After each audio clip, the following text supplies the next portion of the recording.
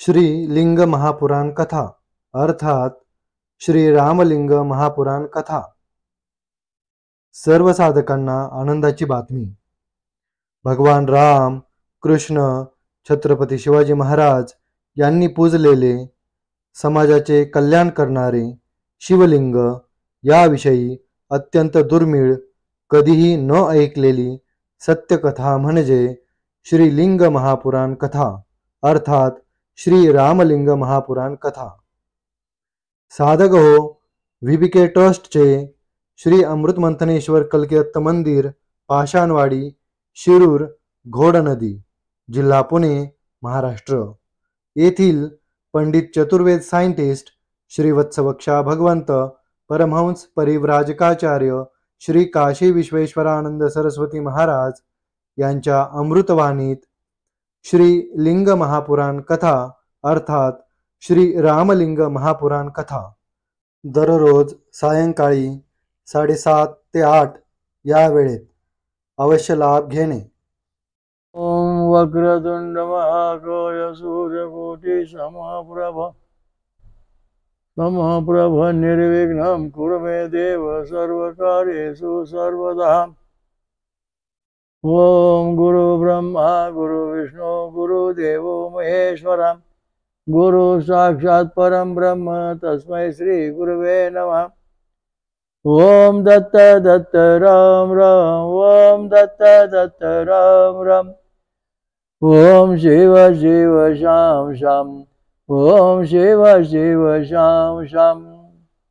ओम शांताकारं भुजगशयनं पद्मनाभं सुरेशं ओम विश्वाधारं गगनसदृशं मेघवर्णं शुभांगनं ओम लक्ष्मीकान्तं कमलनयनं योगिर्विधानगम्यं वन्दे विष्णुभवहरं सर्वलोकैकनाथं।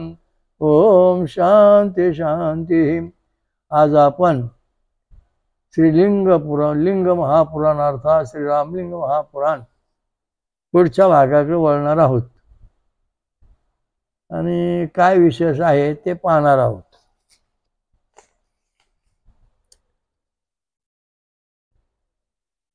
शिवस्वरूप भगवान सूर्याच्या रथाचे वर्णन चैत्रादी 12 महिन्यात कोणकोणते देव मुनी नाग गंधर्व यांचं वर्णन केलं आहे। प्रत्येक महिन्यात निर्णय देव असतात यांच्याबरोबर।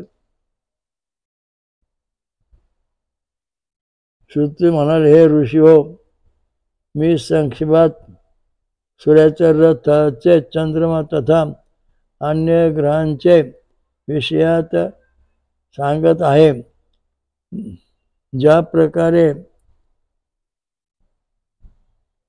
जलाचे शोषण करणारा सूर्य गती करतो आहे त्याचे वर्णन मी करतो आहे। हे श्रेष्ठ ब्राह्मण हो, ब्रह्मा के द्वारा विशेष प्रयोजन के साठी निर्मित ते हे सूर्यरथ संवत्सराचे अवयवापासून कल्पित केले आहेत।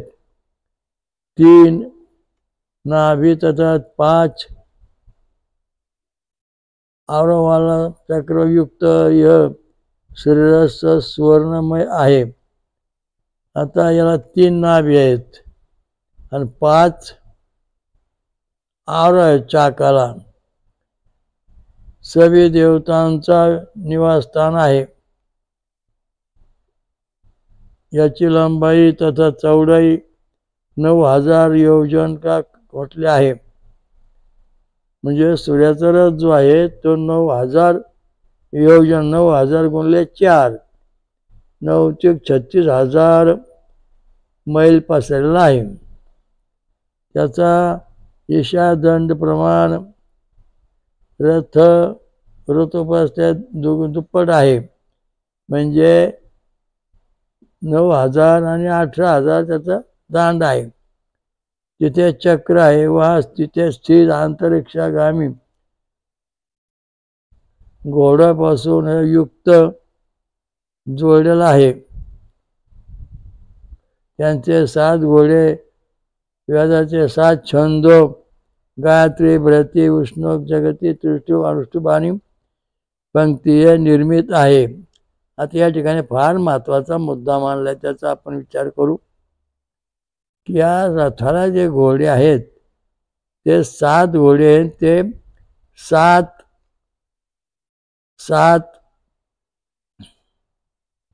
7 छंदापासून निर्माण केलेले आहेत. आता पहिला घोडा आहे रथाला सूर्याच्या गायत्री छंद षडजा स्वरावाला. दुसरा घोडा आहे तो उष्णिक छंद वृषभ स्वरवाला. तिसरा घोडा आहे त्रिष्टुप छंद व स्वर त्रिष्टुप छंद त्रिष्टुप स्तंभ गांधार स्वराचा. चौथा घोडा बरेच छंद मानधन स्वराचा. पाचवा घोडा जो आहे पंक्ती पंचम स्वराचा. सहावा घोडा त्रिष्टुप छंद दैव स्वराचा. सातवा जो घोडा आहे तो जगती छंद निषाद स्वर आहे. आता हे घोडे जे छंद वस्तू मग यांचा फायदा काय समाजाला? ह्या घोड्यापासून समाजाला काय फायदा आहे बुवा, याचा आपण कधी विचार केलेला नाही. समाजाला काय फायदा? आता याच्यामध्ये आपल्या शरीरामध्ये मूलाधार चक्र ते सहस्रदळ आहे. आता सूर्याचा जो पहिला घोडा आहे त्याचं वृषभ म्हणजे गाय छंद षडजा स्वर, तर ते व्होल्टेज नंबर 1 म्हणजे मूलाधार चक्रावरती आपला कारभार चालवतो. दुसरा घोडा आहे उष्णिक छंद वृषभ स्वराचा, तर तो स्वाधिष्ठान चक्र ब्रह्मदेव, इथं खाली गणपती, इथं ब्रह्मदेव, तो आपला अधिकार प्रभाव दाखवतो. तिसरा सूर्यनारायण जो घोडा आहे अनुष्टुप गांधार स्वर, आणि या ठिकाणी विष्णुदेव यांच्यावर आपला प्रभाव दाखवतो. नंतर चौथा जो घोडा सूर्यनारायणाचा आहे तो ब्रती छंद मानधनता स्वर अनाथ चक्र, या ठिकाणी भगवान शिव याच्यावर आपला प्रभाव दाखवतो. नंतर पाचवा जो घोडा आहे पंक्ती छंद पंचम स्वरापासून निर्माण झाला सूर्याचा, तो विशुद्ध चक्र इंद्रदेव स्वर्ग याच्यावर आपला अधिकार गाजवतो. सहावा घोडा जो आहे सूर्यनारायणाचा तो त्रिष्टुप छंद दैव स्वरात आज्ञाचक्र दत्तात्रय महाराजांचं स्थान याच्यावर आपला प्रकाश टाकतो. सातवा घोडा जो आहे जगती छंद निषाद स्वर, तर याच्यामध्ये सहस्रदळ म्हणजे मेंदूचं कार्य करण्याकरता समतोल ठेवण्याकरता हा 7व्या नंबरचा घोडा सूर्यदेवाचा प्रभाव दाखवतो, प्रवास करतो. म्हणजे हे 7 रंग ताना पी निपाजा. अशा दृष्टीने हे सूर्यनारायणचे जे 7 छंद घोडे आहेत ते 7 छंदापासून निर्माण झाल्याने 7 छंदावर प्रभाव दाखवून सर्व समाजाचं जीवाचं प्राण्याचं कल्याण करतात. मग आता समजा आपण मुळात सगळी चक्र जागी व्हायची, त्याच्याकरता जर दररोज सूर्यनारायणाच्या प्रकाशात 5-10 मिनिटं फिरलो तर आपल्या शरीरातील जी चक्र आहेत मूलार्ध ते सहस्रदळ 7 ती सहज म्हणजे जागी होतात, कार्य करू लागतात. आणि थोडक्यात सांगायचं म्हणजे गायत्री छंदाचा जो मूलाधार चक्र तिथले अवयव, स्वाधिष्ठान चक्रातले अवयव, नंतर मणिपूरचे अवयव, नंतर नंतर अनाथ चक्रातले अवयव, पंक्ती विशुद्ध चक्रातले अवयव. नंतर दुसरा मुद्दा म्हणजे पंक्ती छंदाचा जो अवयव म्हणजे तिथल्या घशातल्या अवयवांची दुरुस्ती करण्याचं काम 5व्या नंबरचा सूर्याचा घोडा करतो. 6व्या नंबरचा घोडा डोळे कान दृष्टी याचा आज्ञाचक्रातून दत्तवार काम करतो. 7व्या नंबरचा विश्वरूपाचं काम करतो, जगामध्ये विश्वरूप कसं दाखवायचं, काय करायचं तेव्हा आपण जर सूर्यनारायणाची भक्ती केली, हे सगळे रंग, त्यातले अवयव, तिथलं तत्वज्ञान, त्याच्यापासून निर्माण होणारे वेदाचं ज्ञान, तिथून होणारे प्रभाव, हे सगळे आपल्याला परिणाम म्हणजे प्राप्त होतात. हा महत्त्वाचा मुद्दा हे सांगितलेला आहे. ते महत्त्वाचा मुद्दा या ठिकाणी छंद आहेत. त्या छंदांचा पासून आपलं शरीर तयार होते, आपल्या जीवनाचं चक्र जागी होतात. आता या ठिकाणी दुसरा एक महत्त्वाचा मुद्दा असा आहे की आपल्या घशामध्ये एक ग्रंथी असते, त्या ग्रंथीपासून हार्मोन्स तयार होतात. तेव्हा घशाचं जे विशुद्ध चक्र आहे त्याचा रंग आहे किरमिची, आणि आयोडीन जे आहे त्याचा रंग आहे काळसर. या दोघांचा जवळजवळ साम्य जमलेला आहे. तेव्हा आपल्या घशामध्ये थायरॉइड सारख्या ज्या ग्रंथी आहेत निर्माण होणाऱ्या, तेव्हा आपण ओम आमी मी रू रू रू आय ओम हा मंत्र 16 स्वर जपले रोज, तर शरीरामध्ये हार्मोनियम्स तयार होतो उत्साह देणारा.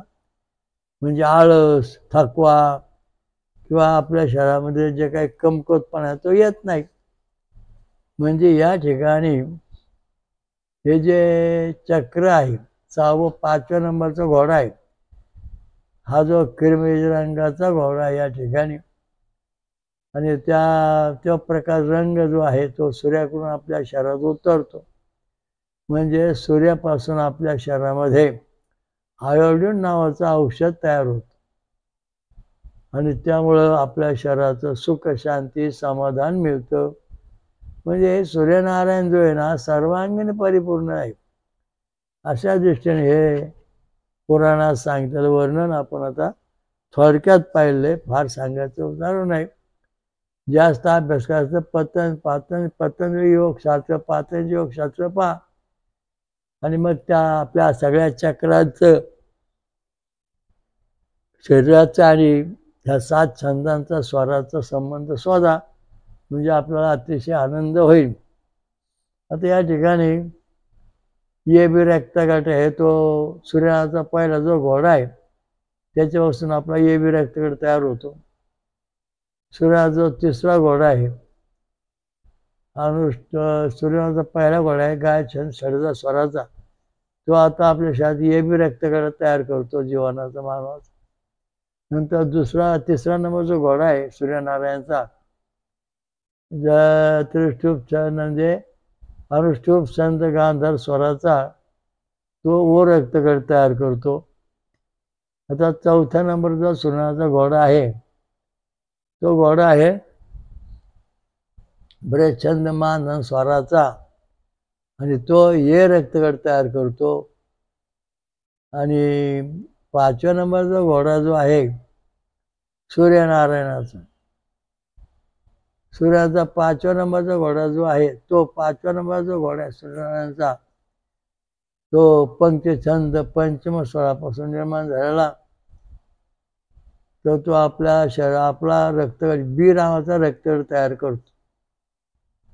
आणि 6व्या नंबरचा घोडा जो आहे तो त्रिशूप छंद स्वर दत्तात्रयांचे तत्वातीत जीव आणि ब्रह्म यांचं ऐक्य कसं होतं याचं ज्ञान प्रकट करून देतो. आणि 7व्या नंबरचा जो घोडा आहे सहस्त्रदळात मेंदूचा विकास करायचा, मेंदूचं संतुलन कायम सांभाळून ठेवायचं, मेंदूची बाजू कमी जास्त होऊन द्यायची नाही, हे 7व्या नंबरचा घोडा सूर्यनारायणाचा आपल्या शरीरावर परिणाम करतो, मेंदू सुरक्षित ठेवतो. आता आपला जो मेंदू आहे त्याचे 4 भाग, आता काही भागाचे महत्व आपण पाहू. तर मेंदू जो हा 7व्या नंबरचा घोडा आपल्या शरीरातला मेंदू तयार करतो. तर आपल्या शरीरात जो मेंदू तयार होतो तो उजवाचा मेंदू जर समजा उंच असेल तर तो माणूस धार्मिक तयार होतो. डाव्या बाजूचा मेंदू जर उंच असेल तर तो विज्ञान, संशोधन, कॉम्प्युटर, तांत्रिक मार्गात जातो. आणि कपाळापुरचा जर मेंदू व्यवस्थित असेल तर ईश्वरी साक्षात्कार होतो. पाठीमागचा लहान मेंदू जो आहे तो संतुलन बिघडून देत नाही. अशा दृष्टीने आपल्या शरीरामध्ये सूर्यनारायणाचा प्रभाव पडतो. सूर्याचा मेंदू आपला जो आहे तो मेंदूचं संरक्षण करण्याचं काम सूर्यनारायणाचा 7व्या रंगाचा घोडा, सर्व रंग त्याच्यामध्ये आहेत, ताना पिहिनी पाजा, आणि या मेंदूमध्ये अनंत रंग आहेत पेशींना. त्या दृष्टीने हे सगळं कार्य सूर्यनारायणापासून आपल्याला मिळू शकतं. हा महत्त्वाचा मुद्दा त्या पुराणातून आपल्याला मिळाला आहे. आता आपण पुढं चालू, काय म्हणते पाहू.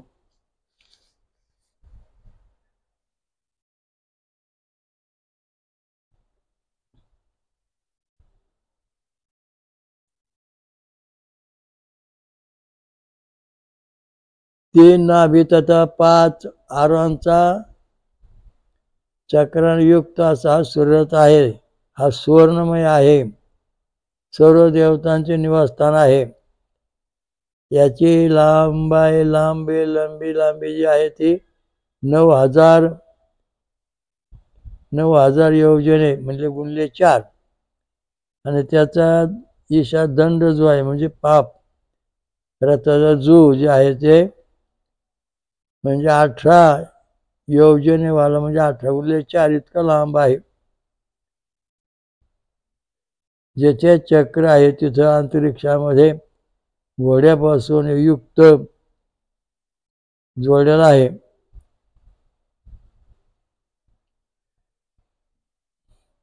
त्याचे 7 घोडे वेदाचे 7 छंद हे गायत्री, ब्रती, उष्णिक, जगती, धनुष्टवाणी पंक्ती निर्मित आहेत.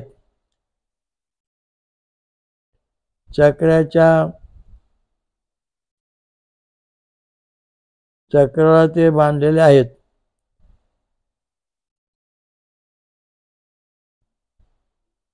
ध्रुवामध्ये अक्ष लागलेला आहे. हा रथ घोडे तथा चक्रसहित घुमतो. ध्रुव अक्षापासून घुमत आहे म्हणजे ध्रुव त्याचा अक्ष आहे. आणि हा रथ जो आहे आता हा याच्यामध्ये जरा महत्त्वाचा मुद्दा सांगितलेला आहे. कारण आता हा ध्रुव तारा जो आहे हा स्थिर आहे, आणि सूर्य जो आहे याचा रथ ध्रुव ताराचा जो अक्ष आहे म्हणजे केंद्रस्थान त्याच्या भोवती फिरतो असं सांगितलं. म्हणजे सूर्याचा रथ जो आहे इतका मोठा तो ध्रुव ताऱ्याभोवती फिरतो. म्हणजे हा जो याच्यामध्ये एक महत्त्वाचा मुद्दा आपल्या समोर येतो.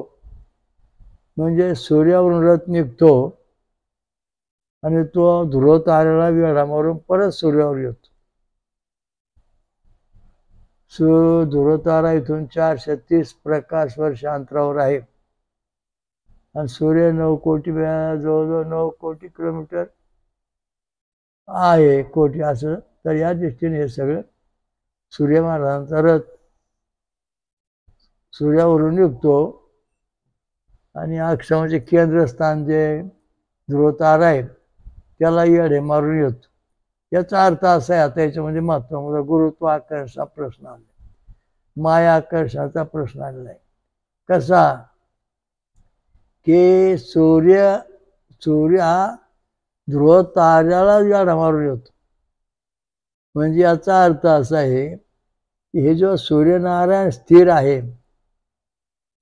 तो ध्रुव ताऱ्याला धरून स्थिर आहे, आणि सूर्याभोवती ग्रह फिरतात. हे 9 ग्रह सूर्याभोवती फिरतात. ते सूर्याभोवती त्या सूर्याचा रथ ध्रुव ताऱ्यावर येऊन जातो. म्हणून सूर्य आपलं कार्य नियमित करतो. हा महत्वाचा मुद्दा आहे. सूर्यावरून सूर्यनारायणाचा रथ बाहेर पडतो, ध्रुव ताऱ्याला वेढा मारून परत सूर्यनारायण येतो. म्हणजे गुरुत्वाकर्षणाचा सिद्धांत इथं मांडलेला आहे की ध्रुव ताऱ्याचा जो गुरुत्वाकर्षण आहे ते सूर्याला आकर्षण करून समतोल ठेवण्याचा प्रयत्न करते. किती सुंदर उत्तर मांडले बघा. म्हणजे विज्ञानाला सुद्धा विचार करायला लावणार हा सिद्धांत आहे. कारण सूर्य हा ब्रह्महृदय नाव ताऱ्याभोवती फिरतो असं वर्णन केलेलं आहे. पण या ठिकाणी सूर्याचा जो म्हणजे केंद्रस्थान आहे ते उत्तर ध्रुव आहे. आणि त्या उत्तर ध्रुवावर फिरून आपल्या सूर्यावर सुद्धा फिरतो. म्हणजे याचा अर्थ असा की ध्रुव ताऱ्याच्या आधाराने गुरुत्वाकर्षणाने आपला सूर्य फिरतो आणि आपण या पृथ्वीवर राहतो. हा महत्त्वाचा मुद्दा इथं मानला. म्हणजे आपण जर बारीक विचार केला तर हे जे पुराण आहे त्याच्या जे सिद्धांत मानले वेदांना धरून ते बरोबर. याचे महत्त्वाचा नवा मुद्दा सापडला. म्हणजे सूर्याचा रथ फिरतो. आपण कसं काय फिरतो बा, तर सूर्यावरून निघून तो ध्रुवपाळावर जाऊन परत येतो. आणि त्याची लांबी किती, 9,000 मैल कोस. 9,000 कोस गुणले 4 एवढी लांबी. त्याच्यावर सगळे देव राहतात. म्हणून सर्व देव ध्रुव ताऱ्याला वेढे मारून येतात. हा त्याचा सिद्धांत पुढचा मानला. ते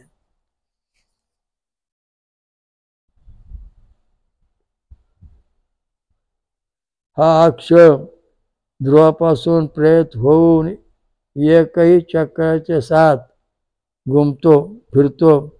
बुद्धिमान ध्रुव वायुकिरणापासून द्वारा ज्योतिर्गणापासून ग्रह नक्षत्र आदीला प्रेरित करीत आहे. दोन रश्मीय किरणे अक्षरथाचे जो झालेले आहेत.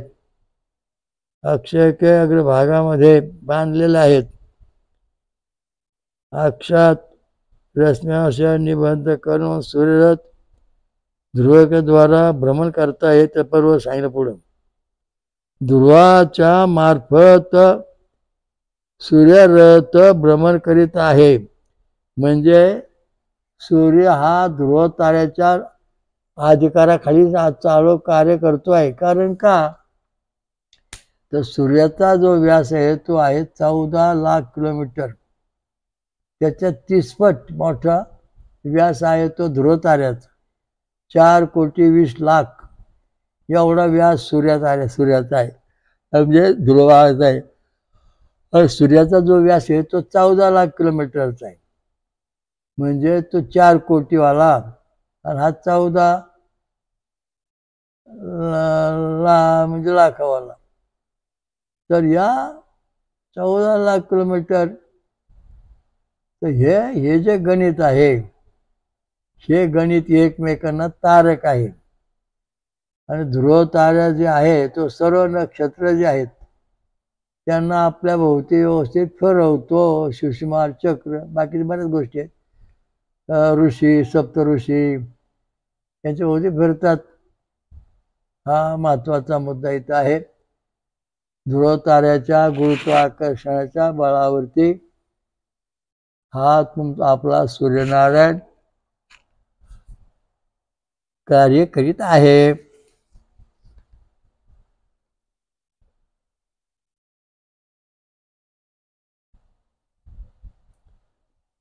याप्रमाणे भ्रमण करत झाल्यानंतर आकाशात विचरण फिरणारा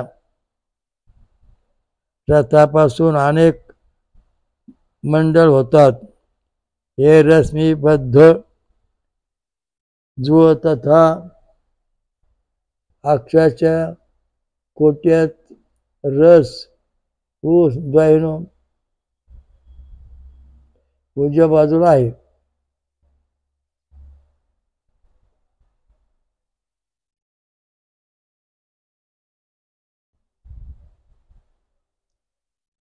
म्हणजे दोरीमार्फत द्वारा ध्रुवापासून प्रगलित अरुण चक्र तथा घोडे आणि दोनों रश्मेय घुमते हुए ध्रुवाचा अनुमान करतात. आता या ठिकाणी महत्त्वाचा मुद्दा सांगितला आहे की रश्मी म्हणजे दोरी. ज्याप्रमाणे दोरी म्हणजे गुरुत्व आकर्षणा ठिकाणी ज्याप्रमाणे आपण दोरी बांधून एकमेकांना बंधनकारक असतो, समतोल ठेवतो, तशा प्रकारचं ध्रुव ताऱ्यापासून सूर्य बांधला गेलेला असून तो एकमेकापासून समतोल म्हणजे गुरुत्वाकर्षण राहतो आणि हा भ्रमण करतो, फिरतो.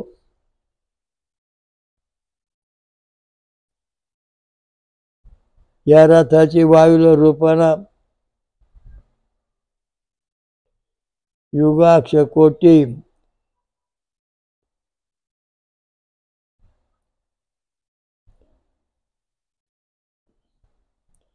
किलात बांधून रशीला बांधते दिशामध्ये घुमतो. म्हणजे याचं कारण सांगलं, सर्व दिशांनी सूर्यनारायण फिरतो, परंतु तो त्याचा रथ फिरतो. ध्रुव ताऱ्याला जाऊन वेढा मारून येतो, फिरतो, पुन्हा सूर्यावर येतो. अशा दृष्टीने सूर्य आणि ध्रुव ताऱ्यांचं गुरुत्वाकर्षण मजबूत आहे. त्यामुळे आपण या ठिकाणी राहतो, सर्व दिशा फिरतो.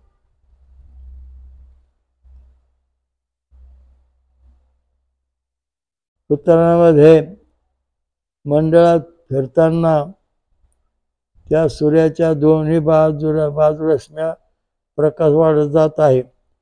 दक्षिणामध्ये मंडळात घुमताना फिरताना सूर्याच्या मार्फत या रश्म्यामध्ये प्रकाश खेचला जातो. आता या ठिकाणी उत्तरायण आणि दक्षिणायन आलं की सूर्य मोठा होतो, रात्री लहान होत चालते. आणि उत्तरायण आलं, उत्तरायण रात्र लहान, सूर्य मोठा होतो. इथे अशी गडबड आहे. आता बघा, उत्तरायण चालू आहे म्हणजे रात्र लहान झाली, सूर्य मोठा होत चाललाय. दक्षिणामध्ये सूर्य लहान होऊन जाऊन रात्री मोठं होत चालणार. या दृष्टीने सिद्धांत याच्यात त्यांनी मानलेला आहे.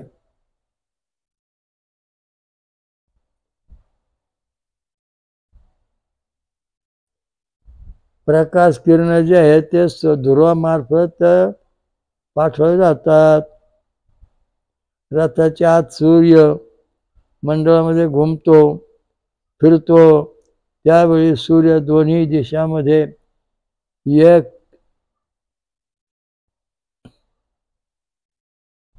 180 मंडळांचं चक्कर लावतो. आता 180 मंडळ जे आहे हे ध्रुव, हे 6 रंगण आहे. पुन्हा ध्रुवापासून ध्रुवाच्या मार्फत किरणांचे गोळे झाल्यावर उच्चाच्या भाती सूर्यमंडळात बाहेर भ्रमण करतो.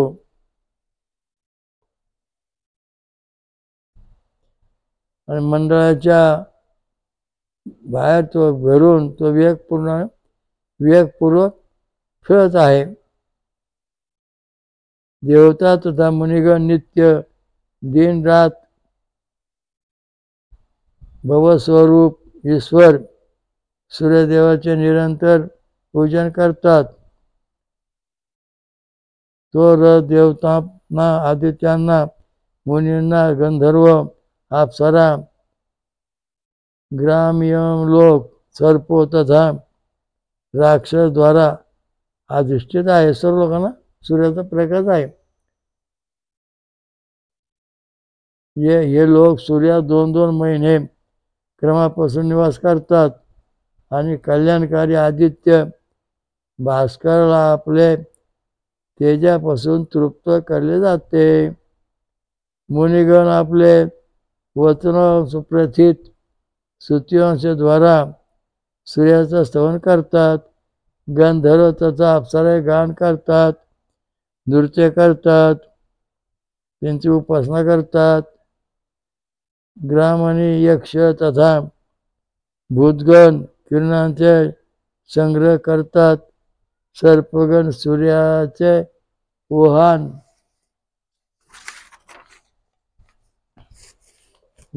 करतात.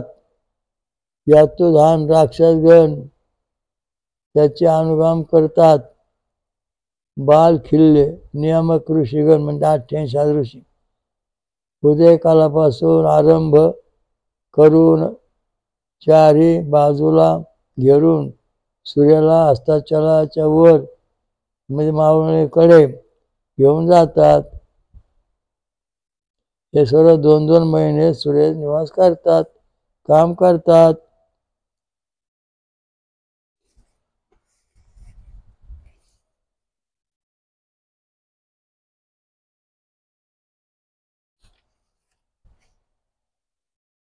हे विपेंद्र हे ब्राह्मण मधु चैत्र माधव वैशाख शुक्र ज्येष्ठ शुची आषाढ नभ श्रावण नभस्य भाद्रपद ईश आश्विन ऊर्ज कार्तिक स मार्गशीर्ष सहर्ष पौष तपस्य माघ तथा तप फाल्गुन हे त्याची जुनी नाव आहेत आणि नवी नाव पण सांगितली. हे 12 महिने मानव वर्ष होते. वसंत ग्रीष्म शुभ वर्षा शरद हिम हेमंत तथा शिशिर ऋतू म्हणले गेले आहेत. दाता आर्यमा मित्र वरुण इंद्र विवस्वान पुषा पर्जन्य अंशु भग त्वष्टा विष्णू हे 12 आदित्य आहेत. पुलस्त्य पुलह अत्रि वशिष्ठ अंगिरा बुद्धिमान श्रेष्ठ भृगु भारद्वाज गौतम कश्यप क्रतु जय तथा कौशिक हे 12 ऋषी आहेत. हे द्विज वासुकी कंकणीकर तक्षक नाग यलापत्र शंखपाल ऐरावत धनंजय महापद्म कर्कोटक कंबल तथा अश्वतर हे 12 सर्प म्हटले आहेत. हे मुनिश्रेष्ठ हो तुंबरू नारद हा हा हु श्रेष्ठ विश्वावसु उग्रसेन सुरुचि परावसु चित्रसेन महातेजस्वी पूर्णायु धृतराष्ट्र तथा सूर्यवरच्या हे 12 गंधर्व आहेत. हे सुरतम साक्षात देवी कृतसरा सुंदर मुखवाली उत्तम श्रोणीवाली दिव्य कुंजिक स्थानवाली मेनका सहज जान्या पवित्र मुस्कानवाली प्रलोमचा अनुलोमचा घृताची विश्वाची उर्वशी पूर्वचित्ती साक्षात देवी तिलोत्तमा तथा कमल के समान मुखवाली रंभा हे 12 अप्सरा आहेत. रथकुरु शुभ रथौजा रथचित्र सुबाहू रथस्वन वरुण सुषेण शुभ सेनजित ताक्ष अर्ष्णेमी क्षतजित तथा सत्यजित हे 12 ग्रामीण आहेत. हेती अहेती पौरुषय वध सर्प व्याघ्र आप वात विद्युत दिवाकर ब्रह्मपेत आणि राक्षसराज यज्ञोपेत हे 12 यातून धार्मिक राक्षस आहेत. हे सर्व देवता आणि क्रमशः सूर्यात निवास करतात. 12 संख्येवाले 7 गण आपले स्थानाचा अभिमान करून राहतात म्हणजे आपले पद सांभाळतात. दातापासून विष्णूपर्यंत जे 12 देवता आदित्य म्हटले आहेत ते आपल्या त्याने परम भानुक संतृप्त करतात. हे श्रेष्ठ मुनी हो पुलस्त्यापासून लेकर कौशिक तक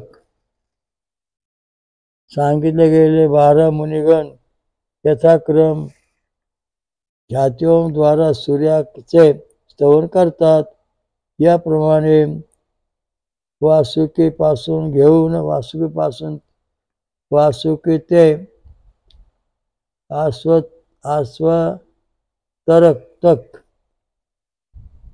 12 शुभ नाग यथाक्रम महादेव सूर्य का सूर्याचे वन आहे. तोंबरेपासून सूर्य तरवारचा तक पर्यंत 12 उत्तम गंधर्व क्रमपासून गीतांद्वारा सूर्याची उपासना करतात.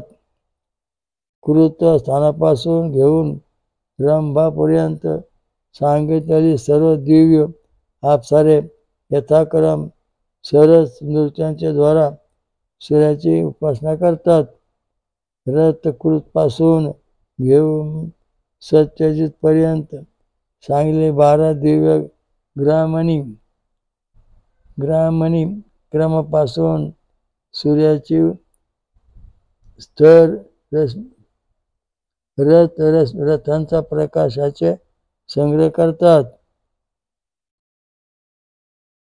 रक्ष इतिपासून बाहून यज्ञोपतक हे प्रमुख 12 राक्षस शास्त्र धारण करून क्रमाने सूर्याच्या पीछे पाठीमागे चालतात.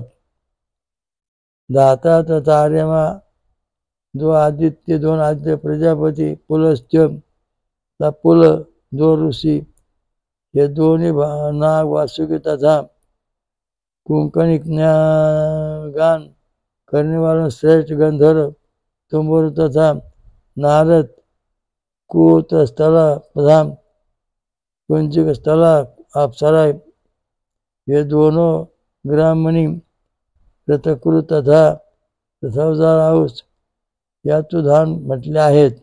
राक्षस हिचे तथा प्रहेती समुदाय चैत्र वैशाख महिन्यात सूर्य में निवास करतात. हे सगळे सूर्यात निवास करणारे आतापर्यंत सांगितले.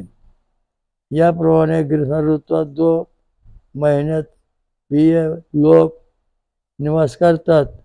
2 आदित्य मित्र तथा वरुण ऋषी अत्रि तथा वशिष्ठ सर्प रक्षक तथा नाग 2 अप्सराय मेनका तथा सहजन्य 2 गंधर्व हा तथा हुहू रथचित्र तथा सुबाहू नामक हे 2 ग्रामीण आणि यातुधान म्हटलेले आहे. पौरुषे तथा व ये सब शुक्र ज्येष्ठ तथा शुची आषाढ महिन्यात सूर्यास निवास करतात. त्यानंतर अन्य देवता सूर्यात निवास करतायत. आदित्य इंद्राचा विवस्वान ऋषी अंगिराचा भृगू हे 2 सर्प एक याला पात्र तथा शंखपाल गंधर्व विश्वभा वसु तथा उग्रसेन ग्रामणी वरुण तथा रथस्वन विख्यात प्रलोमचा तथा अनुलोमचा हे 2 अप्सराई आणि हे 2 यातुधान सर्प तथा व्याघ्र हे समुदाय नभ श्रावण तथा भाद्रपद महिन्यात सूर्यात निवास करतात. आद्यपर्यंत उपुषा ऋषी भरद्वाज तथा गौतम सूर्प धनंजय तथा डरावन ऐरावत गंधर्व सूर्य तथा पुरावसु अप्सरा श्रेष्ठ घृता तथा परम सुंदर विश्वाची हे 2 ग्रामणी शेनानी शेनजी तथा सुशेन आणि यातुधान म्हटलेले आहेत. हे 2 आप तथा भात हे सर्व आश्विन तथा ऊर्ज म्हणजे कार्तिक महिन्यामध्ये सूर्यात निवास करतात. म्हणजे प्रत्येक महिन्यामध्ये सूर्यामध्ये देव वेगळे आहेत.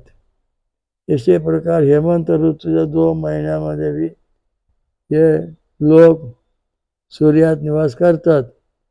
हे 2 आदित्य अंशु तथा भग ऋषी काश्यप तथा क्रतु भुजंग महापद्म तथा सर्प कर्क हे 2 गंधर्व तथा पूर्णायु दोन्ही अप्सराय पूर्व तथा पूर्वचित्ती ग्रामणी शेणानी ताक्ष तथा हरिष्णेमी आणि यातुधान म्हटलेले आहेत. हे दोन्ही विद्युत तथा दिवाकर हे सर्व मार्गशीर्ष तथा सहस म्हणजे पाऊस महिन्यामध्ये सूर्यास निवास करतात. त्याच्यानंतर आदित्य त्वष्टा तथा विष्णू ऋषी जमदग्नी तथा विश्वामित्र कतृके पुत्र दोन्ही नाग कंबल तथा अश्वतर गंधर्व दुर्राज तथा सूर्यवरच्या मनोहार अप्सरा देवी रंभा तथा तिलोत्तमा लोकात प्रसिद्ध ग्रामणी सत्यजित तथा सत्यजित आणि पंपे तथा यज्ञोपेत जो धातू आहेत हे सर्व शिशिरऋतूच्या 2 महिन्यात म्हणजे माघ आणि फाल्गुन महिन्यात सूर्यात निवास करतात. हे ऋषीगण,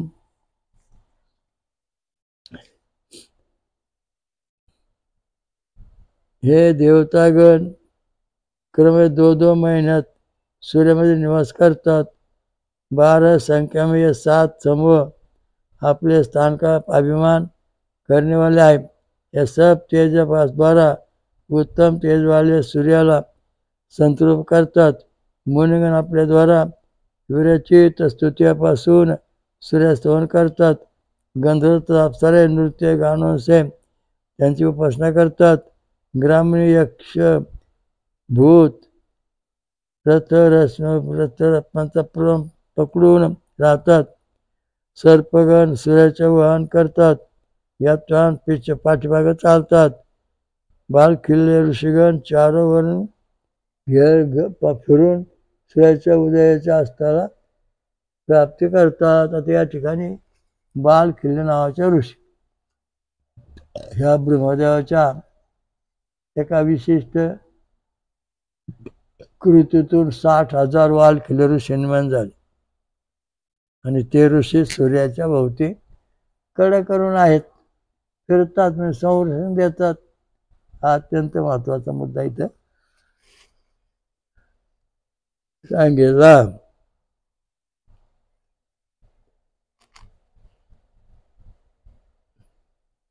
देवतांचे जैसे तेज, तप, योग, मंत्र, धर्म, बल होते, समृद्ध होऊन सूर्य तेजयुक्त होऊन तापतो. हे सर्व सूर्यामध्ये 2 महिने निवास करतात. ऋषिगण, देवता, गंधर्व, सर्प, अप्सराज समूह, ग्रामीण यक्ष तथा यातुधान राक्षस येही मुख्य रूपाने तापतात, बरसतात, प्रकाश करतात, सृजन करतात आणि आराधित होऊन प्राण्यामध्ये अशुभ कर्माचा नाश करतात. हे लोक दुरात्मा मनुष्याचे शुभाचे नाश करतात आणि काही सज्जनके पापाचे हरण करतात, पुण्य मिळवून देतात. असे सूर्यामध्ये असणारे 12 ते 1284 देव आहेत. हे सगळे हे इच्छानुसार चेतनावाले तथा वायुवेगापासून गमन करणारे देवविमानामध्ये स्थित होऊन सूर्याच्या बरोबर पूर्ण दिवसभर भ्रमण करतात. हे दुजो हे वर्षा करते होय, तपुर होय आणि आच्छादित करणे होय. सभी प्राण्यांना एक मनवंतांपर्यंत विनाश से बचाते. आता हे जे 12 याच्यात आहेत हे मनवंतर जे आहेत, स्वयंभू, वैभव, स्वत, ही जी मनवंतर याच्यामध्ये यांच्यामध्ये सर्व प्राण्यांचं संरक्षण करायचं.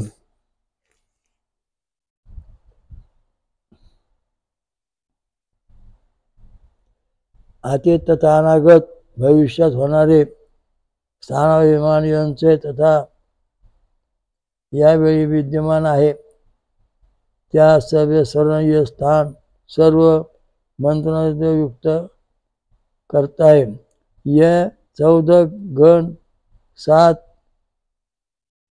के समूहात सभी 14 मनवंतरात सूर्य में निवास करतात। हे श्रेष्ठ मुनियो, मैंने बुद्धिमान देवदेव के क्रिया कला का संक्षिप्त वर्णन केले आहे। विस्तार से वर्णन कर दिया जाता हा घटित हुआ आहे।